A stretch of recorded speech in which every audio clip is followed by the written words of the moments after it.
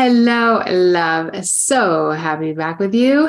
And I just want to say happy Mother's Day to all the mothers. We just celebrated that. I know mothers come in various different forms. And so I hope that you celebrated you. I have to tell you, ladies, we're getting ready to come up to Unstoppable, which is our once a year event in Transform Boss. And I'm getting so excited. This event is huge. We have ladies come in person, we have ladies virtually, and I'm so excited about it. I'm like on pins and needles right now because I just cannot deal with my excitement because I just can't wait. It's so powerful to watch their transformation and watch what happens over these 2 to 3 days. We have VIPs who have 3 days, and then we have 2 days. So, woo! So good. I do want to mention something about Mother's Day too, before we go into the episode. Ladies, I know for many of you who are listening, including myself, Mother's Day can have a double-edged sword. And it can be a day of, celebrating yourself and having your family celebrate you. And it also, for some of you, can be a day that is difficult, whether, maybe you don't have relationships with your children, or you have lost your own mother, or you've lost a child. And it's this day that is very difficult. And maybe you're still feeling a little zing from that, even as you listen today. And I just want you to know I'm sending you all the love, and have some grace for yourself. Allow yourself to feel the feelings. I allow when tears come about my mom to come. When I want to feel sad about her, I allow myself to feel sad. I also allow myself to feel joy, and I allow myself to feel blessed that she was my mom, for sure. Yeah. I mean, all the way. And so wherever you're at, I just want you to know that you can allow yourself to feel feelings. I think for so many of us, we just push them away, and we use food to do that. And I just want to offer you, allow yourself some space and time to process those feelings. And I'm sending you hugs and so much love. Now, as we get into the show, we're going to talk about shame. And shame is this emotion that I think for many of you, you have felt. I think all the humans, we've felt shame at some point in our life. But if you carry extra weight because it's on the outside, people can see it, then they know like, oh, she's got some deals, some problems, right? It's how I learned how to cope with stress and trauma and things with my weight. But people could see that, right? When I gained weight, people saw it. People knew. People were like, oh yeah, that's her problem, right? And so we can carry a lot of shame about it. And shame is a very powerful emotion.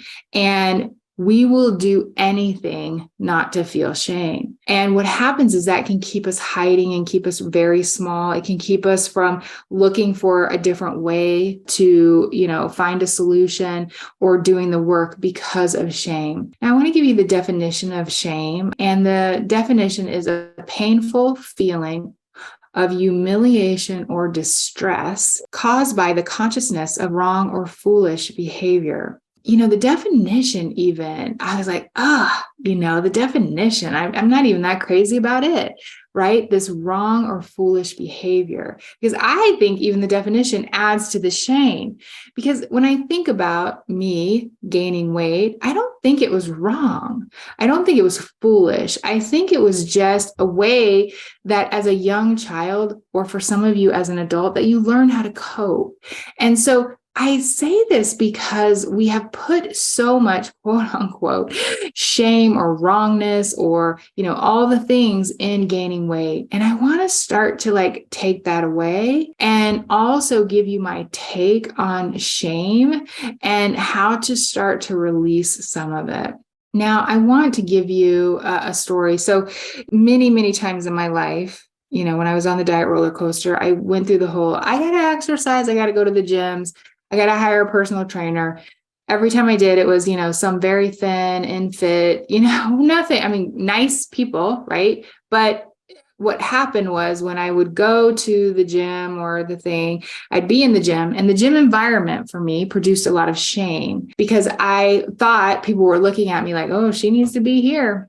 Right. Or, oh my God, I had a lot of shame about even using the equipment, being with a personal trainer, when they were asking me to do things that I didn't feel physically I could do, but, trying to do it because, again, I didn't want to feel shame. So I would push my body past limits where, 3 days later, I was still kind of like struggling because my body was so sore because I had taken it past its limits. And so I just want to offer this story to you because recently I had a similar story. And I tell you, I've done this work for a very long time. I allow myself to feel shame, but it was so interesting that it was still there. So I went to physical therapy I'm having a hip and some bursitis. And I went there to kind of strengthen and stretch and do some things. And this was my second time at the physical therapist. The first time I went, it was just one session. And then I went back to my doctor and he's like, hey, I really want you to do physical therapy for 6 to 8 weeks. And I was like, okay, I'm in, okay, great. So I go into the second time and she just kind of had this well, why are you here? There's not much we can do for the hip, right? So if you know anything about it, there's not much they can do. And so I'm like, oh, I know. I said, my doctor just wants me to come back, build some strength, really get into the stretching, la-di-da-da-da. So right away, I felt wrong. Right away, I felt like I had done something wrong. Then we go in, we start doing the stretches and the strength building. And it came to some of the exercises and, some of them were more difficult. And, I think I got taken right back to, 1989. Right back. I felt this emotion come over me. I finished the physical therapy with her that day and I went out to my car, and I actually, right after physical therapy, was meeting my son and my dad because we were surprising my daughter-in-law. We were redoing her office. So I was going into this really amazing thing. But as I got into my car, I just had all of this emotion. So I cried the whole way to my dad and, my son, and my son's, kind of what's wrong. And I said, oh, it's just this, this experience, this emotion. I wasn't ready to go into the whole thing with him. Of course, he's like, Mom, he just loves me so much. And I'm like, but I want to offer this to you because I didn't shut myself down and think I shouldn't feel this shame. I didn't tell myself, okay, stop doing what you're doing. I didn't make myself wrong. I didn't make her wrong. She didn't do anything. She was just trying to do her gig. I just allowed myself to feel this trauma that was still inside of me from many years of feeling shame and feeling like I was wrong. When I think about this definition, again, this word consciousness, right? It's our thinking that we did wrong or that we did something foolishness, right? It's not that we did something wrong or something foolish. It's that we think we did.